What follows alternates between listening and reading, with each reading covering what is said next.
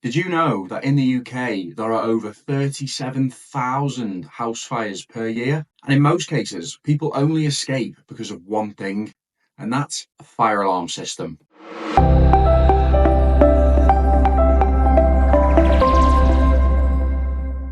But how do fire alarm systems actually work?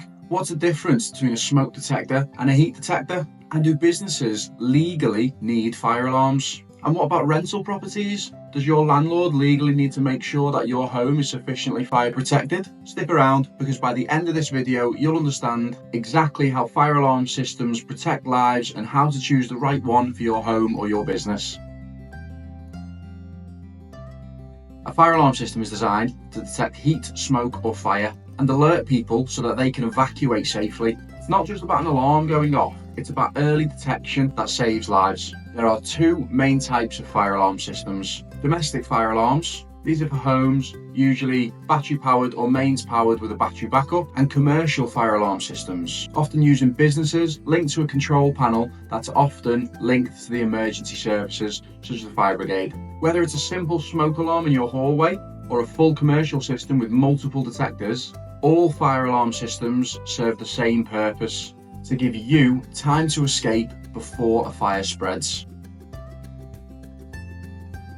Fire alarms use different types of sensors to detect fire. Here are the most common ones. Smoke detectors, most common in homes. Ionization smoke detectors. These detect fast burning fires that start from things like paper or fabric. And if you've ever seen a set of curtains going on fire, it's unbelievable how fast they go up. Optical smoke detectors. These are designed to detect slow, smouldering fires, such as electrical fires. And dual sensor detectors. These use both technologies to reduce false alarms. Heat detectors, best for kitchens and garages, because let's be honest, you don't want a smoke alarm going off every time you burn a toast because you're busy scrolling on TikTok and forget to check it. These can be split into two types of heat detection. Fixed temperature heat detectors. Trigger when the temperature goes above a certain level. Very useful in somewhere like a restaurant kitchen where temperatures can get very hot, so they can have quite a high heat setting on the sensors in those areas. And again, you wouldn't want a smoke sensor in places like that because it'd be triggering every couple of minutes, and that might not be the best experience for everyone having a meal.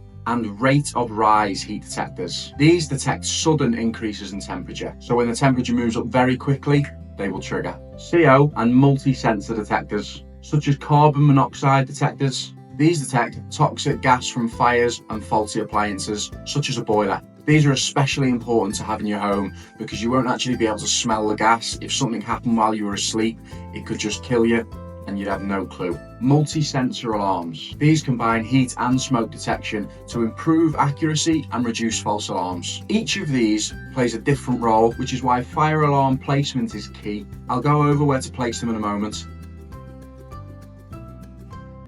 A proper fire alarm system isn't just about smoke detectors, especially in commercial settings. Here are the key components to consider. Manual call points. You may have seen these on the wall. They're break glass units. They allow people to trigger the alarm manually. Sounds and beacons makes a loud audible noise and flashing lights to alert people that there might be a fire in the area. A fire alarm control panel. This is essentially the brains of the system. Newer systems are called addressable fire panels, and they give a lot more information about where and when the fire may have started. And for engineers like me, they're a lot easier to test and a lot quicker. Sprinkler systems. These trigger when a fire is detected. However, these systems are often optional. Emergency lighting. Common in commercial buildings, and they're essentially to give people a route to exit the building if the power is cut. They provide emergency lighting on a battery backup. A home setup is usually just smoke and heat detectors in key locations, while businesses often need a full fire detection system monitored 24/7.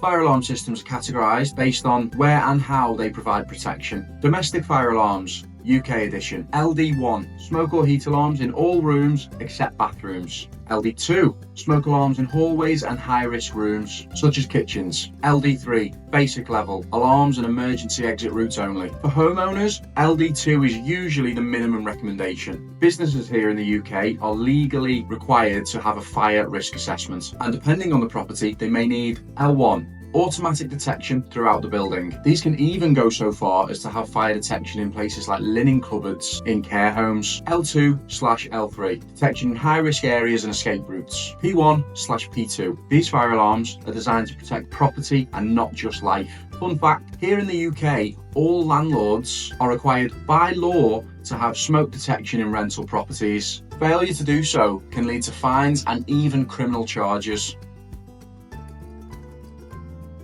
Proper placement is just as important as having a working fire alarm system in the first place. For homes, smoke alarms in hallways, bedrooms and living rooms. Heat alarms in kitchens and garages, where cooking or fuel could start fire. CO alarms near gas appliances, fireplaces and boilers. Where possible, make sure all fire detection equipment for smokes and heats are placed 30 centimeters or more from the wall of the room when it's on the ceiling. More to the center of any room is always ideal. For businesses, fire alarms must be installed according to a fire risk assessment based on a building's size, use and occupancy. Manual call points must be near exits so people can activate them easily. And remember, for your fire detection equipment that's on a ceiling, make sure it's 60 centimeters or more distance away from a wall in commercial properties. This is more strict than a domestic property, but it all serves a purpose, and it's to do with the way smoke travels in the air for as early detection as possible. For domestic properties, try and test your smoke detection equipment at least once a month and change batteries when required. For commercial grade systems, according to British standards,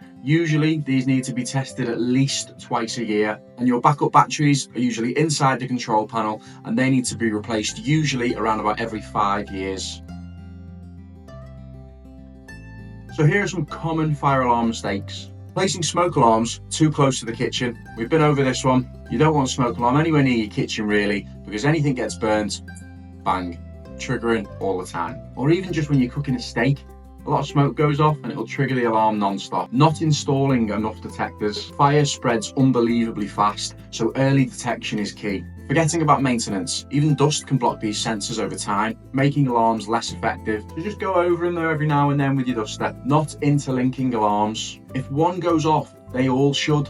Especially in large homes or businesses, where you might not hear an individual sensor if it's far away, or if the sound of beacons are also too far away. So fire alarm systems are one of the most important safety features of any building. Whether you need just a simple home setup or a full commercial system, choosing the right fire alarm can make all the difference and save lives. Maybe you'd like to learn a little bit on how motion sensors work? If so, click here.